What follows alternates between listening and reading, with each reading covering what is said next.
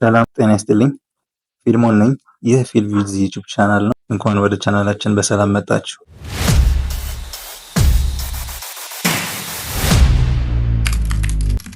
ዩኒቨርሲቲ ለምን ትገባለህ? ዩኒቨርሲቲ የገቡ አንተ የምታውቃቸው አብዛኞቹ የት ናቸው? ዩኒቨርሲቲ መግባታቸው ጠቀማቸው? አሁንስ እየሰሩት ያሉት ስራ ዩኒቨርሲቲ ተምረው ስለወጡ ነው እየሰሩ ያሉት? አብዛኛው ዩኒቨርሲቲ ተምሮ የወጣ ሰው በተማረበት ሙያ አይሰራም። ለምን ይመስልሃል? በዚህ ቪዲዮ እናገኘዋለን። በዚህ ቪዲዮ ዩኒቨርሲቲ የገቡ ወይስ 12ኛ ክፍል የወደቁ ይሻላሉ የሚለውን ነገር በደንብ እያነጻጸርን እናያለን። ከኔ ጋር ቆዩ። ዛሬ የምናወራው ዩኒቨርሲቲ መግባት ግዴታ ነው ወይ የሚለውን ነገር ነው። ከትንሽ ዓመታት በፊት ካምፓስ መግባት የግዴታ አይነት ማይንድሴት ነበረ። ከወላጅ ጫናም ሊሆን ይችላል፣ አካባቢያችንም ካለው ሰውም ሊሆን ይችላል። ካምፓስ የገባ ሰው በቃ የሆነ ነገር አቺቭ ያደረገ የሆነ ከፍ ያለ ነገር ያለው ነው የሚመስለው። ነገር ግን እንደዛ አይደለም። አንድ ነገር ልንገራችሁ። እኔ አርኪቴክቸር ዲፓርትመንት ዲግሪ አለኝ። ከእኔ ደግሞ ጓደኛዬ 12ኛ ክፍል እሱ አላለፈም። እሱ ግን ዲግሪ የለውም። ላይፋችንን ሼር ላድርጋችሁ። ካምፓስ ገብቼ 5 ዓመት አርኪቴክቸር ዲፓርትመንት ስማር እሱ 12ኛ እንደወደቀ ወዲያውኑ የፈርኒቸር ስራ ነው የገባው። ከመጀመሪያ በቃ ይሄ ቀን ሰራተኛ ብሎ ነው የጀመረው ከፈርኒቸር መስራት። 5 ዓመት ሙሉ እኔ እዛ አርኪቴክቸር ዲፓርትመንት ፕራክቲካሊ ስማረው፣ እሱ እዚህ የፈርኒቸር ስራ ከዜሮ ጀምሮ እኔ ግራጁዌት ሳደርግ እሱ የፈርኒቸር ባለቤት ነው። የፈርኒቸር ዕቃ ስራ ባለቤት ነውና እንዲሁም ደግሞ ከስሩ 9 ሰዎችን ማኔጅ ያደርጋል። እንግዲህ አስቡት ካምፓስ መግባቴ ምን እንደጎዳኝ እንገራችሁ። አንደኛው ኤክስፔንሲቭ ነው። ካምፓስ ዩኒቨርሲቲ ውድ ነው። እየከፈልክ ኦልሞስት የመንግስት ስለሆነ ትንሽ ክፍያው ዝቅ ይላል።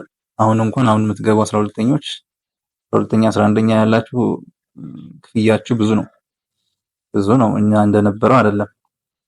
አንደኛው ኤክስፔንሲቭ ነው፣ እዳ ነው። ከዛ ከ4 እስከ 6 ሚኒማም ካምፓስ የሚቆይ ሰው አሁን 4 ዓመት ነው።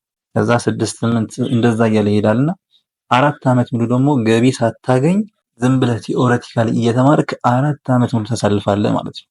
ሌላኛው ተመርቀስ ስራ የማግኘት ጋራንቲ ያለህ ወይ ነው። አብዛኛው ዲግሪ ያለው ሰው ስራ የለውም። ለምን ይመስላል? ብዙ የተማረ ኃይል አለ፣ ብዙ ዲግሪ ያለው ሰው አለ። ነገር ግን ያሉት የስራ እድሎች ትንሽ ናቸው። ስለዚህ ካምፓስ መግባት ካለብህ እነዚህ 2 ፐርፐዞች ብቻና ብቻ ነው። አንደኛ ጎበዝ ተማሪ ሆነ ኤ ፕላስ ተማሪ የሚባሉት አሉ። በቃ ሰቃይ መሆን አለብህ አንደኛ።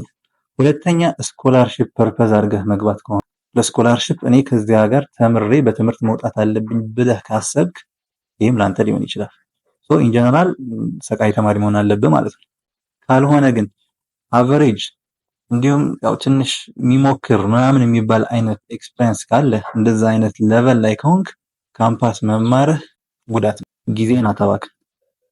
ሌላው ደግሞ ከትምህርት ውጪ የሆነ ከጎን ሀስል የምታደርግበት ቢዝነስ ሰርች የምታደርግበት ኦፖርቹኒቲ መምረጥ አለብህ። ካምፓስ ላይ የሚያስተምረው ነገር ቲዮሪ ነው።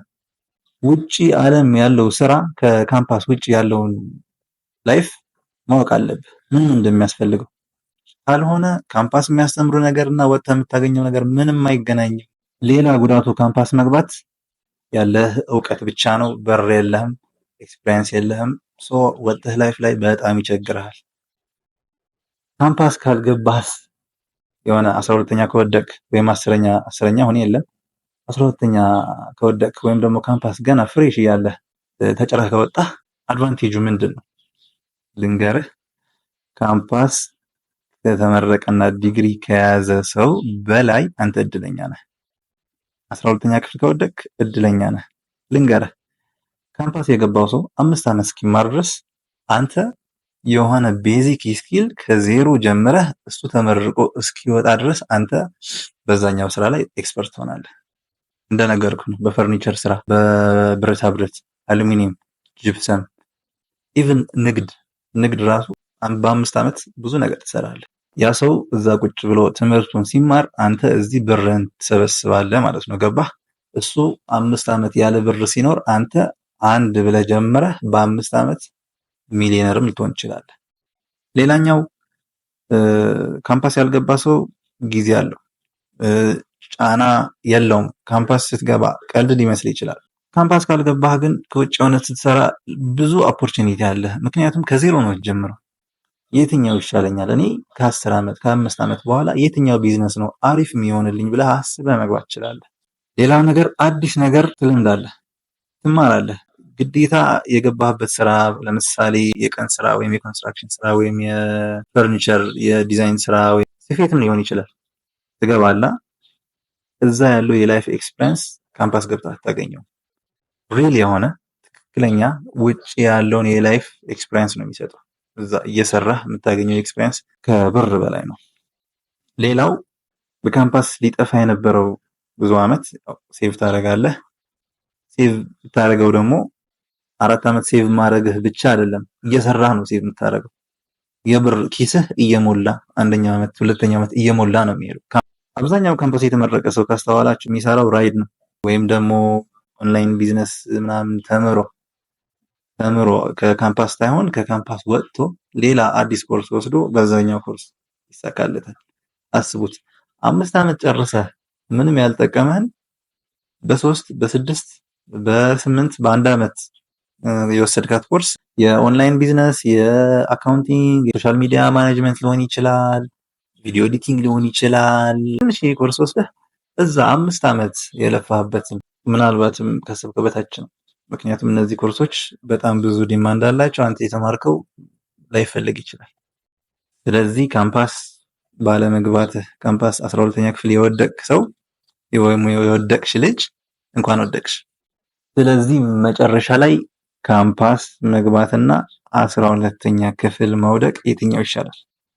እኔ 12ኛ ክፍል ብትወድቁ ይሻላል ነው የምለው። በደንብ ስለተከታተላችሁኝ አመሰግናለሁ። እንደዚህ አይነት ሌሎች ቪዲዮዎችን መስራት እንድቀጥል አበረታቱኝ። ሰብስክራይብ ማድረግ እንዳትረሱ። ቴንክ ዩ